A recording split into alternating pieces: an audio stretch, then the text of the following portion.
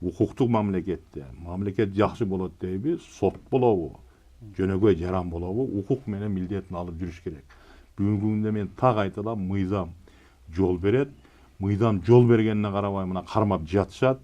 Кечээки акыркы сотунда Суталиновдун катуу ооруп, баягы кан басымдуулугу жогорулап кеткенинен ал дагы сотко келбей калды. Бул деген эмнени билдирет? Демек, орус күчүп атат. Күндөн күнгө.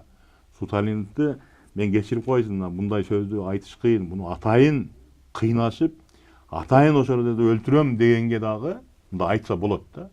Себеп дегенде, орусча пытка дейт, кыргызча кыйноо деп коет.